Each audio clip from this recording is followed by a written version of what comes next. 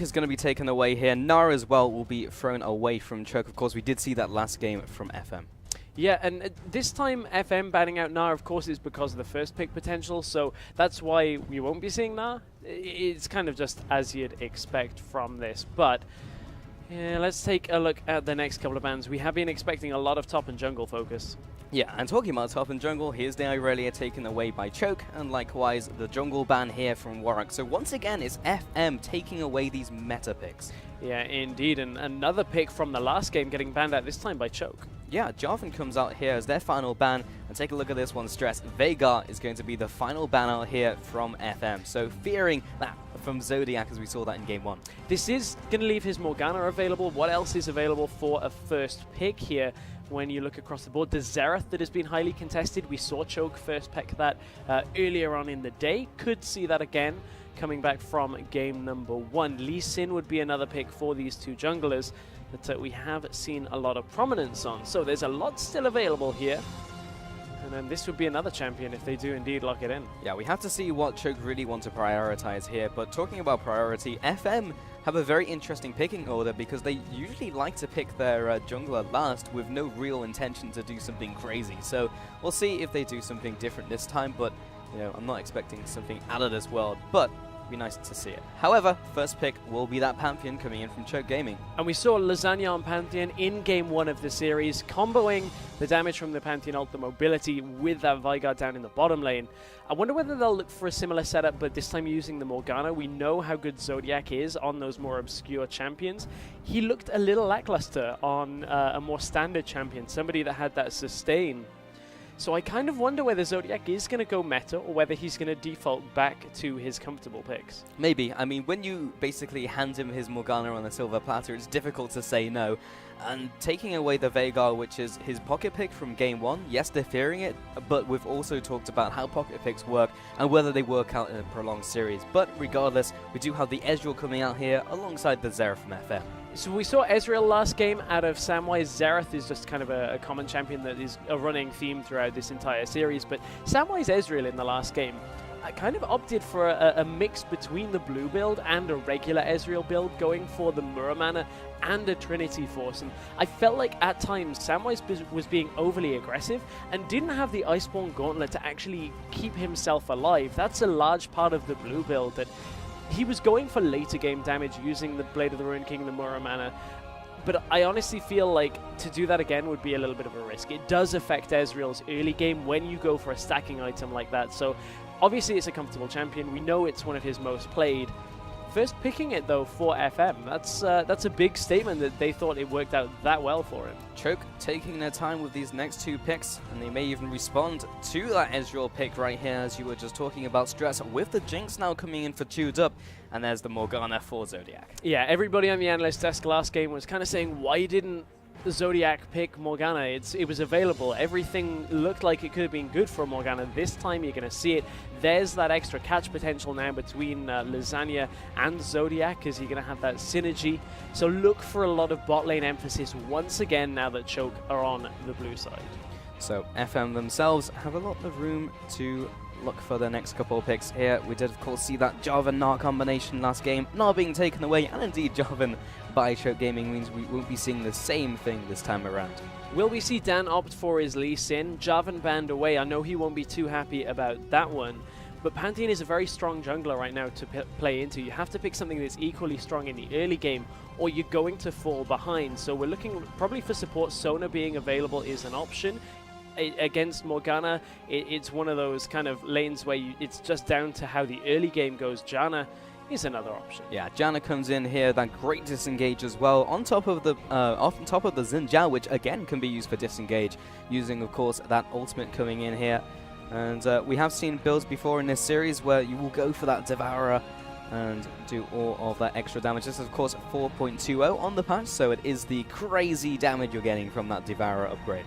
Yeah, indeed. And take a look at one thing FM are setting up very well, and it's pretty much the way 420 has been set up. They've got a lot of poke and a lot of disengage as well. Ezreal, Xerath, they're going to be able to zone around a dragon very well. Then you put Janna and Xin Zhao in there to disengage everything from a fight, apart from obviously the one target. FM have got a fairly good composition when it comes to controlling Dragon.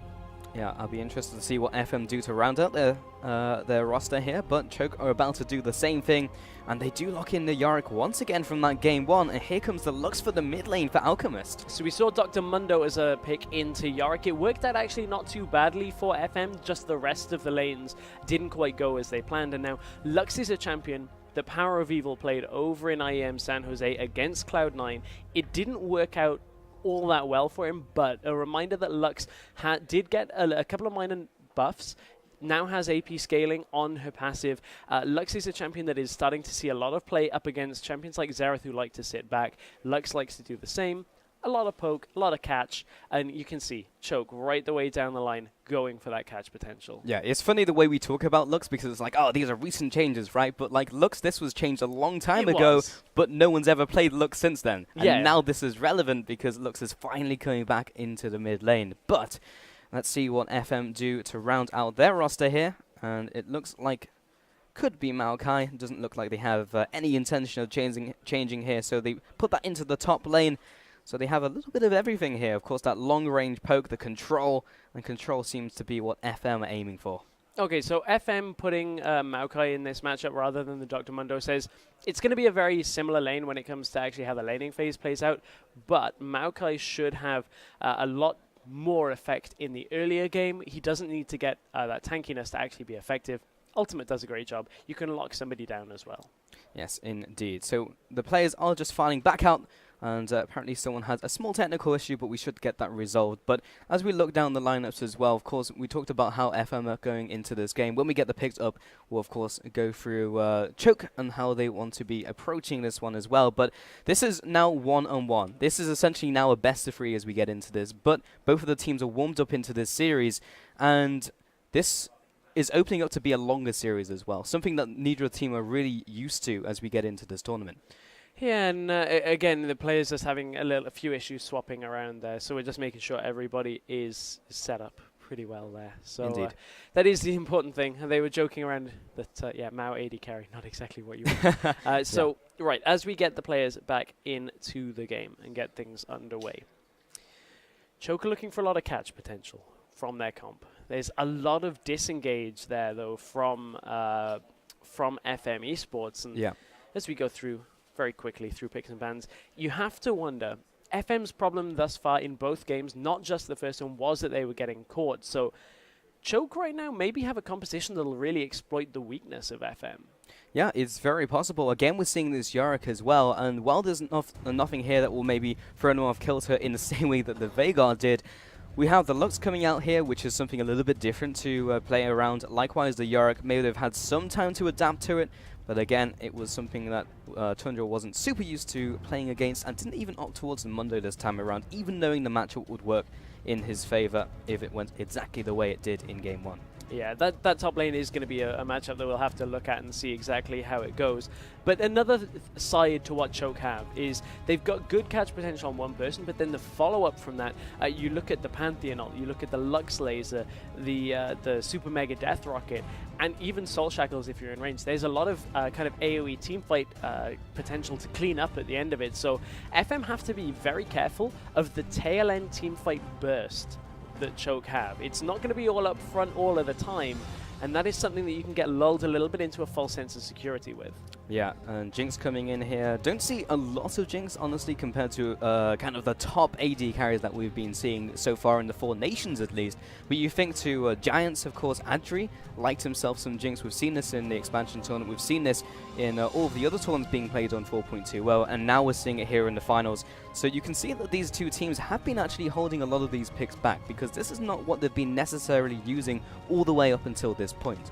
Yeah, that's very true. And speaking of Jinx, especially into Ezreal, Jinx is going to scale very well, as she always does. But one of the big strengths that you have in this matchup is they're only really going to be in a position to get poked by Samwise when Zodiac goes for a Dark Binding. Other than that, they should be behind their minion wave. There's not going to be all that much chance to harass down.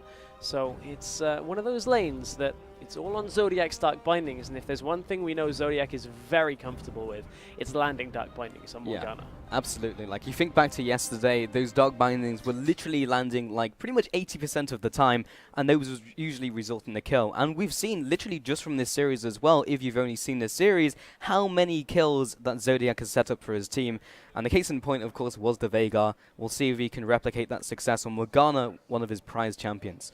But either way, Stress, make sure that you guys at home hit us up on Twitter using the hashtag L4N. Join the conversation and tell us your thoughts on how this one's going to go, because this series is long from over. It is. Now, I'm glad we're at a 1-1 standpoint now, because it means we're definitely going to 4 games, and that means we are in for a treat. And that is the prize for all our teams, the awesome 4 Nations trophy. But that'll be the prize for whoever wins all of the remaining games. Yeah, and the teams are ready to get out of the gate into the Summoner's Rift. So once again, swapping up these sides, Choke Gaming and FM eSports are ready to do battle in this completely evened up series here in the grand finals of 4 Nations. And the next win will put heavy pressure on the opposing team to try and come back into this series. Yeah, indeed. Now, level 1's starting out. Where are we? We saw the group around top jungle for FM last time. Choker looking to do a very similar thing. And once again, Dan will be getting caught out here. Here comes the light binding, follows with the damage, and again, here comes the dark binding on top of that. Both of the bindings come through, and that results in a dead Dan for first blood coming in for Choke. And he will continue the aggression, the 3-man push here into the jungle. There is some reactionary play from FM as Tundra closes in from the top side, but they won't be going all in on this one. They will literally just be putting out these wards and trying to do what they can. So the initial wards go down, and they will be able to get that early information onto FM. Yeah, that was just FM kind of, I guess, Choke reading what FM did in the last series, or the game 1 of the day, actually, if we think all the way back. And honestly, it's again a jungler kind of just being in the wrong position and getting caught at the level 1. So it's not the best start for Dan. That's already given the Rangers Trailblazer over to Lasagna, and that's a massive amount of damage difference now. So take a look at Tundra right now. He's actually setting up saplings inside his own jungle to try and take this camp as fast as possible. And now that you can see the AoE, he'll be able to actually probably hit level 2 off the back of this. And this is not something you see all the time, but as you can see on your screen right now, FM are contesting away these Krugs, and while they take away the small Krug, they're not able to get all the experience away from this one. So FM, really successful engage. Yeah, it's a mirror of what happened in game 1 of the day, because if you remember, it was Choke invading onto that first camp start for FM. So what will we see as the next move out of FM? Because the next thing after that was the jungler ganking a lane at level 2, and didn't quite land the stun, and I think Dan's just going to back away because of it. Yeah, Eye of Destruction is not enough for Dan to say I'm going to go for this engage, but what he will do is head straight into this opposing jungle and take away this red buff. He hasn't taken either of his own buffs at this stage. And now that Lasagna's coming through, this is going to go down to the wire. Dan is very low as well, and Lasagna will know he's here. He actually takes it away, and Dan will just get taken out. In fact, he flashes away. Eye of Destruction will be flashed over by Lasagna, and he just has to audacious charge back into the Pantheon, and he will be taken down. Both kills on Dan. From bad to worse here for Dan. Xin Zhao takes so much damage in the early jungle, and that moment of hesitation of thinking about going mid and then not committing really punishes him, because Lasagna, they knew he'd be at his red buff by then, or at least around the area. You can kind of tell that something was up there, and Lasagna is now so far ahead. Not only did he have that early ranges, now he's got 2 kills on potentially the best non-Warwick jungler on 420. So Dan here has spotted out Lasagna as he heads around the wall. And of course, Chriso will be coming through to assist his jungler, who is still level 2, but in the bot lane, Zodiac is dropping low. The exhaust did come out as well and gets tagged by a Mystic Shot on the way out as Samwise tags him.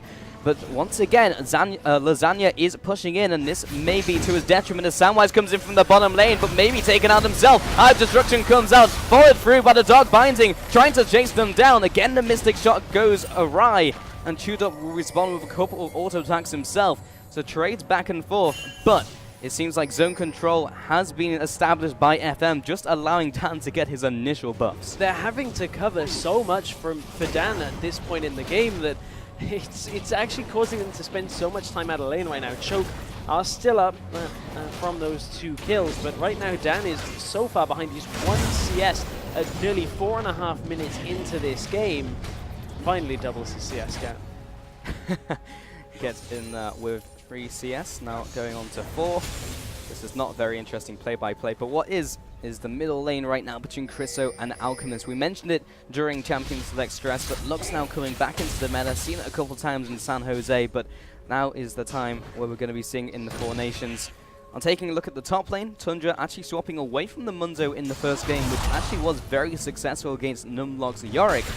And I'll see how this fares in this matchup. Tundra definitely feeling the pinch on his mana and health bar.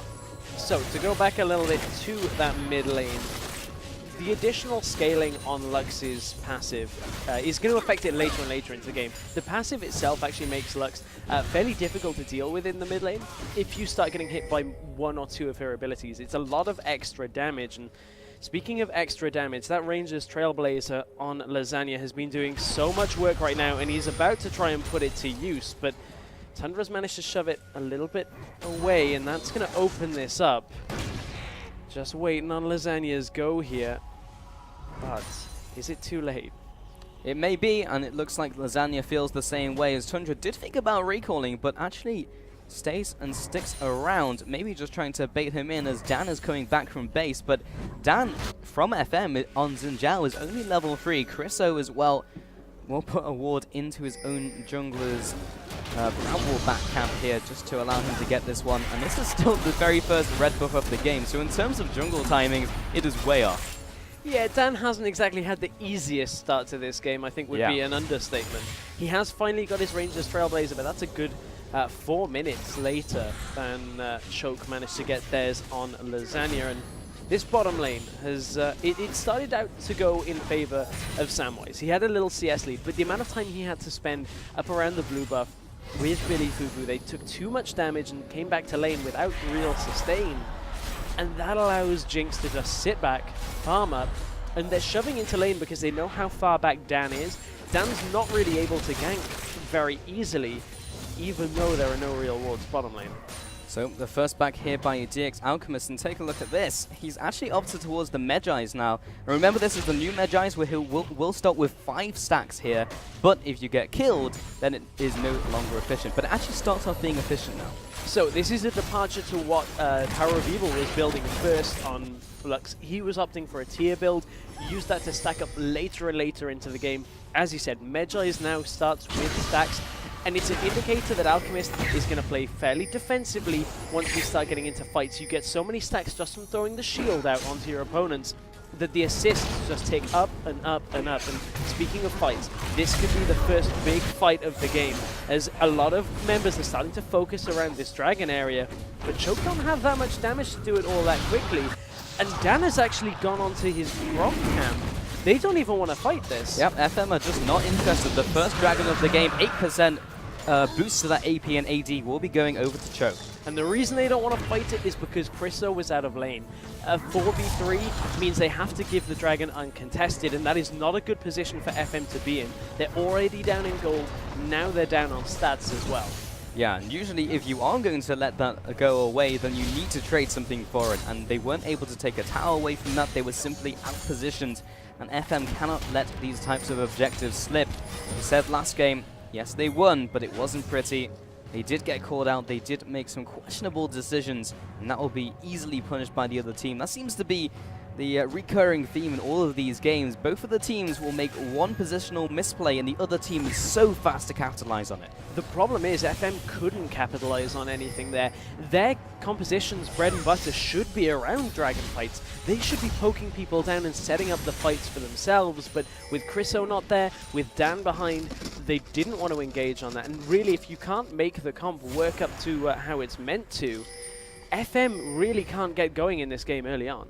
And there's a big 6-minute gap before they can utilize that type of playstyle again. And in this game, they will just have to wait it out, try and farm up. But as you look down the CS disparities, Choke Gaming are ahead in CS from every single lane and every single category on every single player, plus they're 2 kills ahead, and you can see that resulted in the gold here, 1,500 gold ahead at only the 9-minute mark.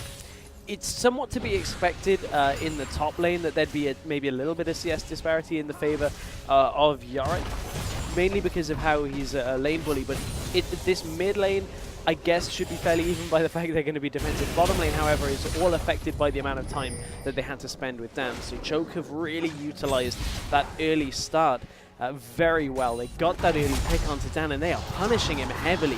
And Dan has opted to try and get himself into this game by getting into lane and getting around his jungle fast. He's using the mobility boots. On the other side, once again, we're seeing Lasagna with the Brutalizer going towards Warrior. He wants extra damage, and that'll punish Dan even harder if he finds him. Yep. Again, the Warrior enchantment, nothing new there. Most likely we'll be seeing Dan going, of course, for his Devourer enchantment when he accrues the gold. Now heading into the jungle, we'll be donating away this blue buff. Oh. And the laser was a little bit early from Alchemist, and that will just be helping Chriso and Dan take this one down. Probably a little bit thrown off by the timings as well, considering this is 10 minutes 20 instead of 7 minutes 20. That was what I was going to say. He's a little thrown off because of how much they've actually affected Dan's jungle route. But you can tell that Alchemist had the read on roughly when it was, knew that Xerath not in lane. It's just Alchemist having a good read on the jungle timings here from Dan. Samwise has opted for the Mura Mana, or Mana Mune for now. I wonder whether he'll go for that extra mobility, the extra poke that you're going to be able to see setup fights with the Glacial Shroud into the Iceborne Gauntlet again. I would like to see that just from a mobility standpoint. It helps him not get caught quite a lot, because if you can slow the opponents, they're going to be in less chance of getting hit by, a stray light binding or something like that. Right. I mean, last game he went for this very funky build where he went for the Mura Mana, or the Mana Moon rather, and into the Mura Mana, and then went with the Triforce.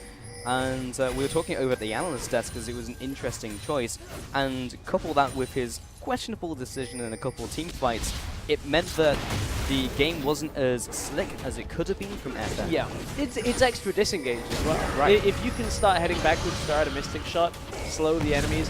Oh, Pantheon ult into the middle lane. Yeah, but right into Chris's shopping orb, but it doesn't matter because Alchemist comes in with the final spark. Rocket flies through, and will be flying off the map, going to places unknown. Yeah, parts unknown. But, okay, so there is exactly what Choke want to do with their composition. They want to get a pick, use the globals, use the long range to their advantage. Lasagna actually kind of haphazardly ulted into middle lane. Didn't even need to be in the right spot for it. And just gets the kill from it.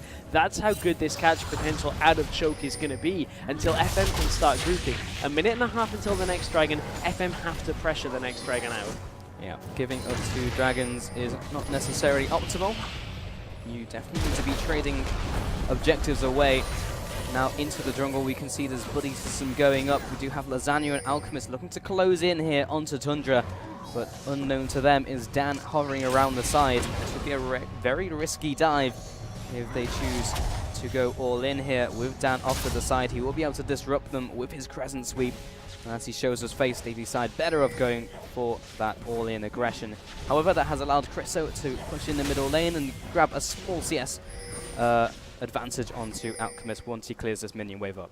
Yeah, and when he actually shoves that wave in, it should set up the dragon fight a little bit better now that mid is pushing, but I believe they've actually found Lux. Yeah, Lux has been caught out here. Eye of Destruction comes out, and that is another, well, the first pick coming by FM, but another pick in this game where someone is just out of position and punished by the opposing team. Now FM can play the objective game. Chriso had already shoved mid up. You can see the amount of damage that Dan can do even just from after being behind just from the Rangers alone. I wonder, he's got a longsword. It devours his 2 daggers, correct, if I'm not mistaken. So he's opting for not for the attack speed. He's opting for extra damage, and it's either something like another item, like a Hex Trinket to keep himself alive and delaying the enchantment, or he's going for a Warrior, which isn't exactly standard on that Xin chat. Yeah, I mean, a lot of Zinjao players will say, well, I have the Battle Cry on my W, increasing my attack speed. Why not get the extra healing, right? It synergizes with the kit. So exactly. In the bot lane, Samwise is clearing away all of these minions and is definitely keeping up on farm, but is still behind of Chewed Up. At this stage in the game, proportionally not too bad, but you can see how much of a slower game this has been in comparison to every other game, not only in this series, but in this tournament stress. Both teams playing pretty conservatively in this game. Only 4 kills in 14 minutes, a far cry from 50 in 30 minutes. FM are a lot more controlled around this dragon now, though. They're in position to actually contest and poke down Zodiac and Shoot Up.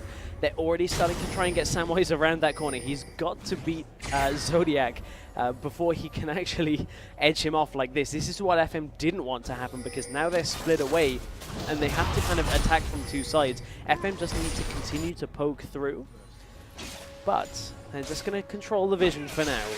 And they know there's no real reason to take Dragon right this instant. And without Choke pressuring that themselves, it's not a highly contested objective right this split second. They're just going to go back to farming. FM are looking a lot more focused here though, Stress, because Lasagna last game, he had huge control over Dan's crabs, but this time Dan is taking away those crabs for that movement speed shrine, so they're able to actually get around that area and put down that vision control. Yeah, they're using the best that they've got on vision control around objectives. So in this mid lane, Alchemist will be farming away. Now looking towards the Morella, and Omicron has the Fiend's Codex and the Forbidden Idol. So we'll be looking for that item next for that early game boost. But now Dragon is still the objective here, but both teams thought about it, went towards it, tried to get that control, and they kind of wandered off again and did the housekeeping things of taking the Dragon, taking the buffs. So Dan has somewhat settled into this game now. He is still behind gold-wise in that jungle role, but he's certainly nowhere near as under pressure as he was early on in this game. He's started to actually find his grounding, and a lot of Lasagna's threat with damage from the early game gank potential, while it hasn't gone, it's now not quite as prevalent as perhaps it was when Dan had to just stay in his own jungle and sit back. So Choke have to play a little bit more carefully even though they're ahead. FM have closed the gold gap, and that's something that's actually fairly difficult to do on 420, is when you have a gold gap, you don't have that added global gold that Dragon used to give. This is before the addition of the extra global gold on the towers. So FM aren't in too rough of a situation now. They just can't get caught, and they cannot give away more dragons. Yeah, I mean, like, the case study is Cloud9 when we saw them playing in San Jose, where they were trading away dragons but picking up objectives, and they actually were not only keeping up in gold, but then started to edge ahead because they denied the 5th dragon and then took that dragon and then were able just to turn around the game. So Dragon is not the all B-ends and end-all, but the bottom turret and objectives definitely are. Yes, indeed. Top lane has been a quiet affair, though, as we look at Tundra and Numlocked, but it's the team fight that both of these top laners are really going to have an impact on.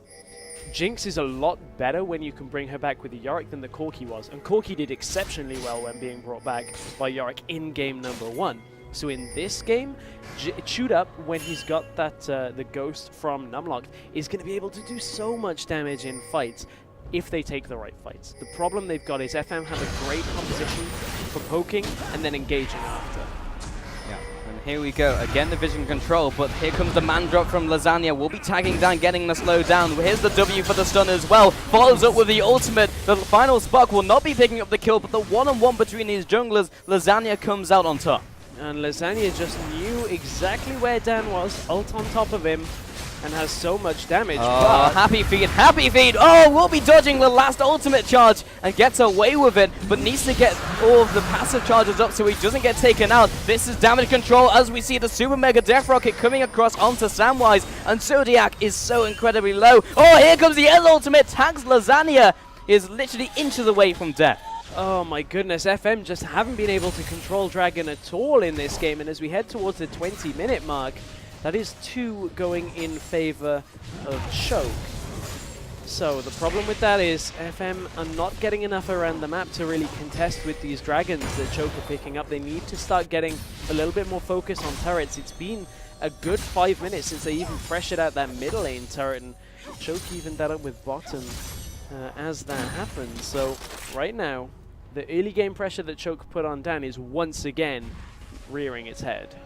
So now taking a step back here, we can see a lot of big items have been picked up all across the board from both of these teams. The Rod of Ages now by Tundra got that first big item, been farming pretty well as well against his counterpart of Numlocked, and likewise in the middle lane got that Athene's and Holy Grail on the side of FM to Chriso, and of course the needlessly large Rod looking for his next big item. But as we head into the top lane, take a look at Zodiac sitting in the wings here. And also, his counterpart of Billy is sitting behind the turret of Tundra. So both supports are here. And usually at this point, you would expect both of those supports to be junglers. Yeah, you would. But the other added hidden, champion that isn't quite there, Pantheon. But look, he's setting up in top side of jungle. He's looking to maybe ult from Grump when he starts moving up after the camp.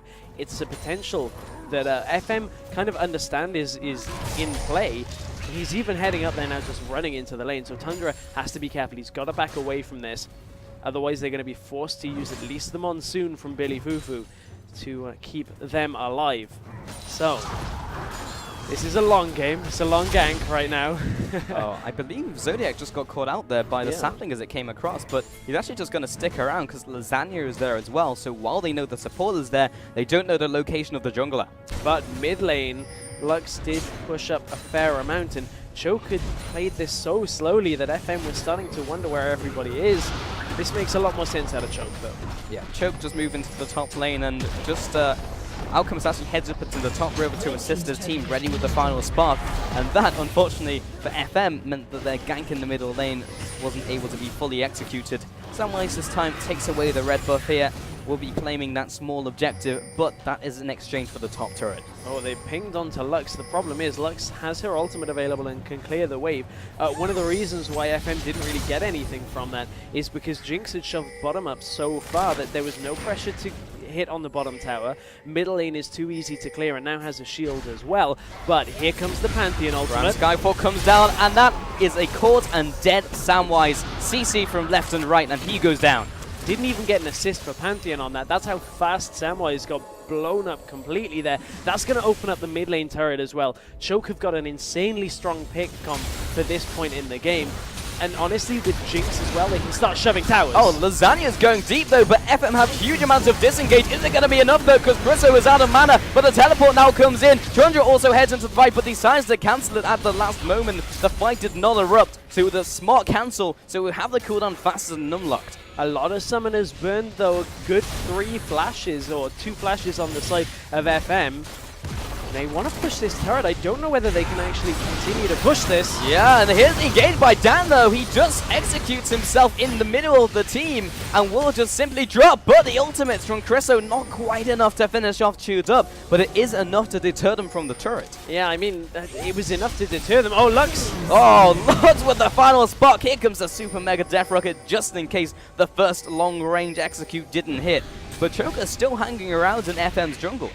They are. Samwise is chasing though. He's chasing onto Numlocked. He's dropping low, but Zodiac and the cavalry is right behind him. Well, that cavalry is AP and doesn't have any mana, so he will be sticking alive for now, using the ultimate on himself. Chewed Up just taking this time to farm bottom lane. Yeah, and that's a 90-second cooldown on the ultimate at this point, so that's only just going to be back up if the team fight is after the dragon spawns. Alchemist is getting chased down by Samwise. Yeah, and behind him is Billy Fufu, able to get that speed up, of course, with that tailwind passive. Tundra in the bottom lane, though. Chewed Up has stuck around for too long, and he'll be detonated by Tundra's combo. Good readout by FM to realize that Chewed Up is just sitting in that bottom lane, farming away. Look at his CS right now. He's on par for about 10 a minute right now.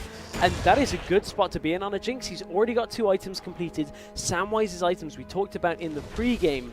When he goes for this Muramana, it's building for a little bit of a later game using that stacking item, so he can't actually compare to the damage that Jinx has right now with the Static Shiv and an Infinity Edge. Given the attack speed that comes from the passive of Jinx as well, that is so much damage on Chewed Up, but if he's not in the fight, he's not really having an effect.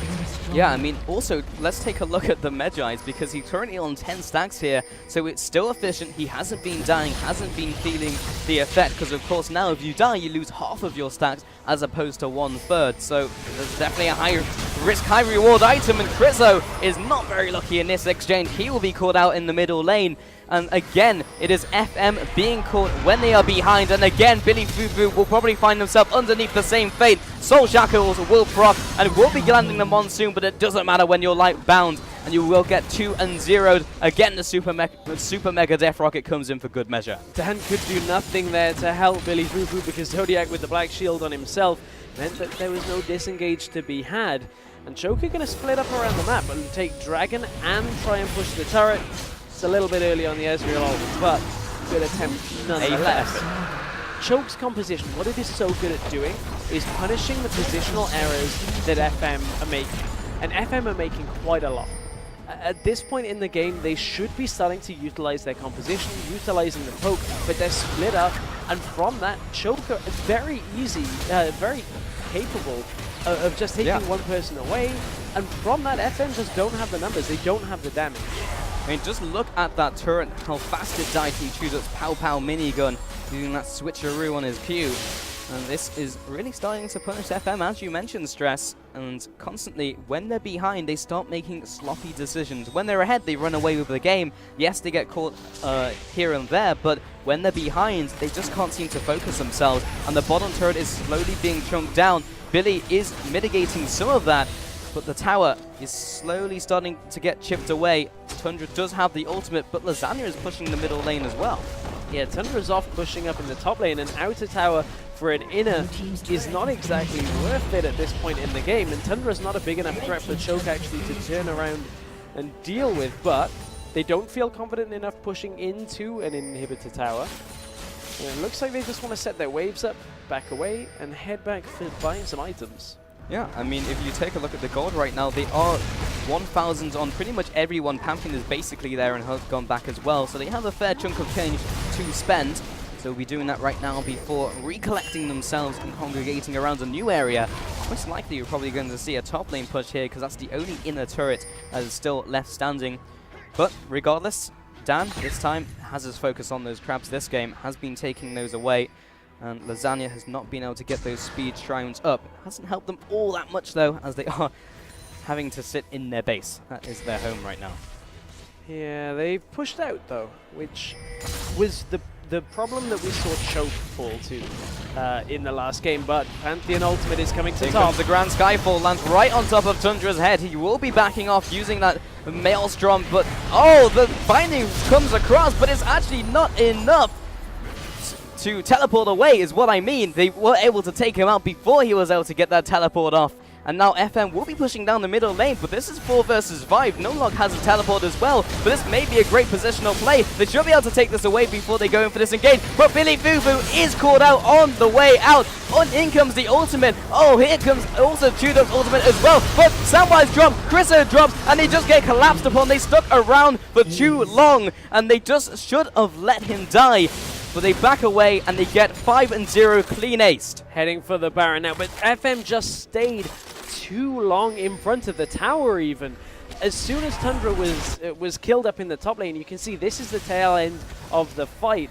Lasagna had already positioned through into the middle lane. Didn't even need his ult, he didn't have it at that point either, and CHK just cleaned that fight up completely. They have taken Baron as the replay was running, but I don't know what FM were actually trying to achieve there, because there was no way they were getting that tower down without taking a lot of losses from that situation. It seems just like a lot of indecision here, and it's been happening more and more as we progress through this series, and you just have to feel it's wearing down on them. Every bad decision, it just feels like the communication right now, as you look across the player cams, no one's talking. They're just sitting in their own lanes, doing their own thing. There's pretty much no communication. And they're going to need a strong voice to get them back into this game. But Chriso comes in and gets man-dropped by Lasagna. Will be following through. Again, here comes a Super Mega Death Rocket. This one claims the kill. Chriso gets caught out, and this is disastrous. They're not able to put up a defense. Middle turret goes down. They'll be going for the inhibitor. Yeah, with the Baron up minions as well, I wonder, their wave clear is now severely lacking from FM, and Tundra's not even there. They're going to look to push into a Nexus turret because there's nothing there to clear. And they just get died. This is going to be the end of the game here, Stress, as Lasagna claims another one. Chiming in will be chewed up to claim the kill. 2-0. Now moving on to the Nexus turrets themselves.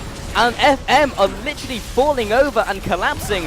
This has been a one-sided affair in this third game of this series, and they won't just be punishing them even further. They're actually just stopping finishing the game to kill them over and over again, pad their stats out, and make sure they have that demoralizing effect on FM as we head into our fourth game now of this best of 5. Man, that was a one-sided game right from minute number 1. Dan getting caught out right at the beginning of the game. And Choke never looked back from that moment. Choke just continued to get picks. FM were just out of position a couple of times, and Choke just capitalized. And that composition, you look at 2 long-range stuns out of Lux and Morgana.